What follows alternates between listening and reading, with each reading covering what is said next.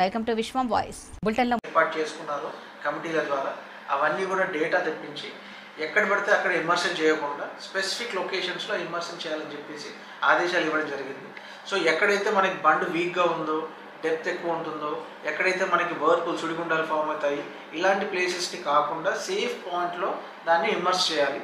ఆ పాయింట్స్ని కూడా ఐడెంటిఫై చేసి concern mandal level officials designated పాయింట్స్లోనే ఆ గణేష్ నిమజ్జనం జరగాలని చెప్పేసి ఇంకో 1-2 అవర్స్లో అక్కడ ఇండికేట్ చేయడం జరుగుతుంది. So I would request all the concern public, మీరు ఎక్కడైతే గణేష్ నిమజ్జనం చేయాలనుకుంటున్నారో దయచేసి మేము డెసిగ్నేటెడ్ పాయింట్స్లో ఏవైతే చెప్పామో ఆ డెసిగ్నేటెడ్ పాయింట్స్లోనే మీరు ఇమర్షన్ చేయాలి.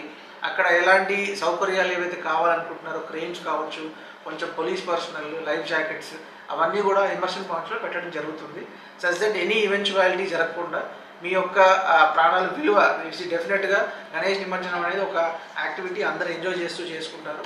సో అలాంటి టైంలో ఎలాంటి ఇష్యూస్ లేకుండా, ఎలాంటి ఇన్సిడెంట్ జరగకుండా ఉండడానికి ఈ యాక్టివిటీ తీసుకోవడం జరిగింది. దయచేసి కోఆపరేట్ చేయండి అందరూ, ఎందుకంటే ఫ్లో లెవెల్ నెక్స్ట్ 48 అవర్స్లో కొంచెం ఎక్కువ ఉంది. సో డెఫినెట్గా there might be some instances, అవన్నిటిని ప్రివెంట్ చేయడానికే ఇప్పుడు అందరినీ కూడా కోరుతున్నాను, ఎక్కడైతే డెసిగ్నేటెడ్ పాయింట్స్ చేశామో నిమజ్జనం కోసం అక్కడే నిమజ్జనం చేయండి. అండ్ అపార్ట్ ఫ్రమ్ దిస్ మనకి మెజారిటీ ఆఫ్ ద పీపుల్ని మొబిలైజ్ చేయాల్సిన అవసరం ఫస్ట్ లెవెల్ వార్నింగ్కి లేదండి. సో ఫస్ట్ లెవెల్ వార్నింగ్కి ఓన్లీ 1 హ్యాబిటేషన్ ఇన్ పెదగంటేపూడి, అందులో ఒక 104 హౌస్ హోల్డ్స్, రఫ్లీ 353 పాపులేషన్ ఉంటారు. వాళ్ళ ఒక్కరికే కొంచెం ఇష్యూస్ వస్తాయి. వాళ్ళని ఆల్రెడీ ఎక్కడ రీహాబిటేట్ చేయాలి అదంతా కూడా మ్యాప్ చేయడం జరిగింది. At the same time second level వార్నింగ్కి రఫ్లీ అరౌండ్ 44 హ్యాబిటేషన్స్ ఉంటాయి మనకి. ఆ 44 హ్యాబిటేషన్స్లో రఫ్లీ అరౌండ్ 45,000 పాపులేషన్కి మనం కొంచెం రిలీఫ్ కానీ, మెషర్స్ కానీ, వాళ్ళకి మూవ్మెంట్ కానీ ఇష్యూస్ వస్తాయి. సో అలా ఫస్ట్ లెవెల్ వార్నింగ్కి ఎన్ని హౌస్ హోల్డ్స్, ఎన్ని మండలాల్లో, ఎన్ని హ్యాబిటేషన్, సెకండ్ లెవెల్ వార్నింగ్కి అన్ని, థర్డ్ లెవెల్ వార్నింగ్కి అన్ని, అవన్నీ కూడా మ్యాప్ చేయడం జరిగింది. సో డెఫినెట్గా ఇమ్మీడియట్గా ఆల్రెడీ ప్రివెంటివ్ యాక్షన్ ప్రకారం తీసుకోవడం జరుగుతుంది. అట్ ద సేమ్ టైం మనకి ఇలాంటి 48 అవర్స్ తర్వాత కూడా ఎలా ఉంటుందనే సిచ్యువేషన్ ఇంకా మనకు తెలియదు. But right now we are expecting next 3 days.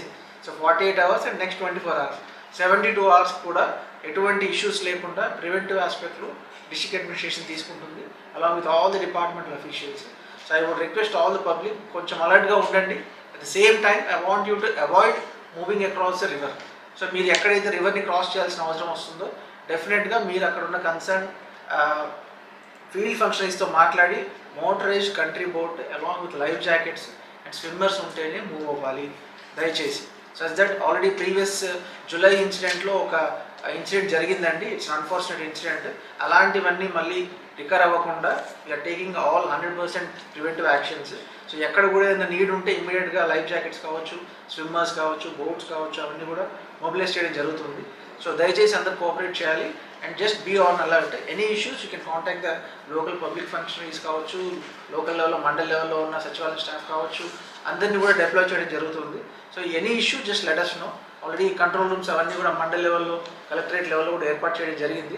So మీకు ఏ ఇష్యూ ఉన్నా కూడా you can just give a call and we will be responding immediately. So మరో బులెటిన్లో మళ్ళీ కలుద్దాం. అంతవరకు సెలవు, నమస్కారం.